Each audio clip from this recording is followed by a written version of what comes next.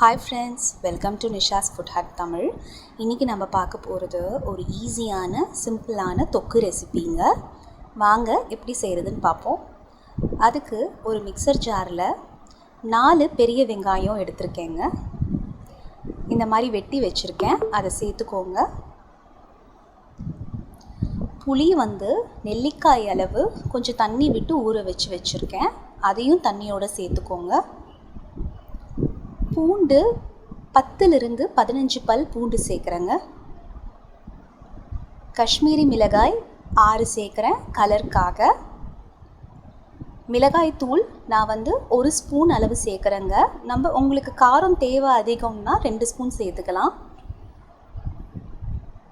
இதோடு பார்த்திங்கன்னா பெருங்காயத்தூள் 3/4 ஸ்பூன் அளவு சேர்க்குறேன். பெருங்காயத்தூள் இல்லாதவங்க ஒரு சின்ன கட்டி பெருங்காயம் தாளிக்கும் போது சேர்த்துக்கலாம். இந்த தொக்குக்கு தேவையான அளவு உப்பு. இப்போ இது எல்லாத்தையும் சேர்த்து தண்ணி இல்லாமல் நம்ம அரைச்சி எடுத்துக்க போகிறோம். இப்போ பார்த்திங்கன்னா நம்ம அரைச்சாச்சு பாருங்கள். இந்த மாதிரி ஸ்மூத்தாக ஒரு பேஸ்ட் மாதிரி அரைச்சி எடுத்துக்கோங்க. நம்ம தண்ணி எதுவுமே சேர்க்கலை. எந்த கட்டி படாமல் பூண்டு, வெங்காயம், புளி எல்லாமே நல்லா இந்த மாதிரி மைய அரைச்சிக்கோங்க. இப்போ நம்ம தாளிச்சிடலாம். அடிகனமான ஒரு பேன் எடுத்திருக்கேன். அதில் பார்த்திங்கன்னா 4 ஸ்பூன் அளவு நல்லெண்ணெய் சேர்க்குறேன். நல்லெண்ணெய் நல்லா சூடானதுக்கப்புறம் ஒரு 3/4 ஸ்பூன் அளவு கடுகு சேர்க்குறேங்க. கடுகு நல்லா பொரியட்டும். கடுகு இந்த மாதிரி வெடிச்சு வந்த பின்னாடி 1/2 ஸ்பூன் அளவு வெந்தயம் சேர்க்குறேன். கடைசியாக 2 கொத்து அளவு கருவேப்பிலை சேர்க்குறேன். இதெல்லாம் நல்லா தாளிச்சிட்டக்கப்புறம் நம்ம அரைச்சி வச்சுருக்க வெங்காய விழுதை சேர்த்துக்கலாம். ஓப்பன் ஃப்ளேமில் இதை நல்லா 1 நிமிஷத்துக்கு நல்லா வதக்கிக்கோங்க. இந்த மாதிரி வதக்கிடுங்க 1 நிமிஷத்துக்கு. அதுக்கப்புறம் நம்ம அரைச்சி எடுத்த மிக்சியிலிருந்து ஒரு 1/4 கப் அளவு தண்ணி சேர்த்து கலக்கி இதில் ஆட் பண்ணிக்கோங்க. இப்போ பாருங்கள், எண்ணெயெல்லாம் நல்லா இழுத்துக்குச்சு தொக்கு.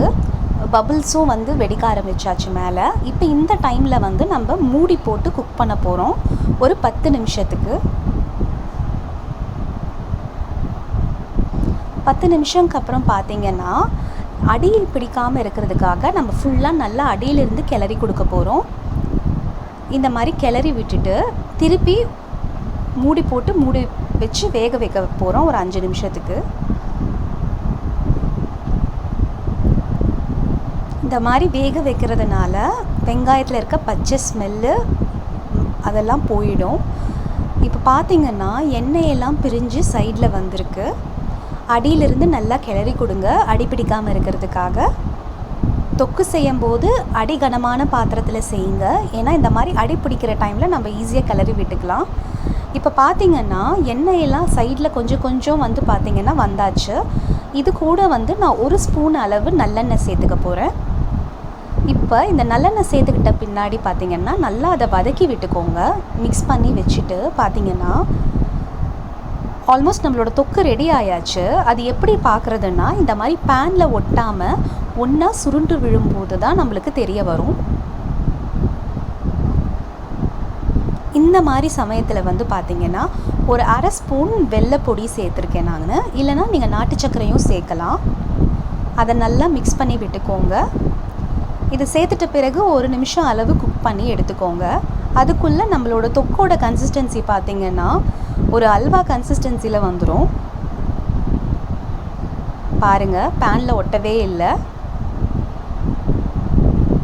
இந்த மாதிரி வரும்போது நம்ம ஃப்ளேமை ஸ்விட்ச் ஆஃப் பண்ணிடலாம். அடியிலையும் ஒட்டலை பாருங்கள், சைட்லேயும் எண்ணெய் பிரிஞ்சிருக்கு. இந்த தொக்கு பூரி, இட்லி, சப்பாத்தி, தோசை, சாதம் எல்லாத்தோடையும் சேர்ந்து சாப்பிட்றதுக்கு நல்லாயிருக்குங்க. பாருங்கள் நம்மளோட தொக்கு பேன்லேயே எப்படி உருண்டு வருதுன்னு.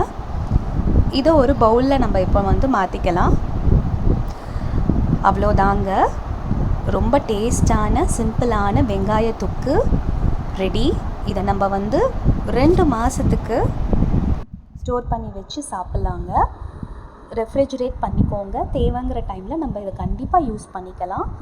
வீட்டில் இதை கண்டிப்பாக ட்ரை பண்ணி பாருங்கள். நம்ம நிஷாஸ் ஃபுட் ஹட் தமிழ் சேனலுக்கு சப்ஸ்கிரைப் பண்ணுங்கள். பக்கத்தில் இருக்க பெல் ஐக்கானை ப்ரெஸ் பண்ணுங்கள். என்னோடய ரீசன்ட் வீடியோ அப்டேட் எல்லாமே உங்களுக்கு வந்து நோட்டிஃபிகேஷன் மூலியமாக கிடைக்கும். நன்றி.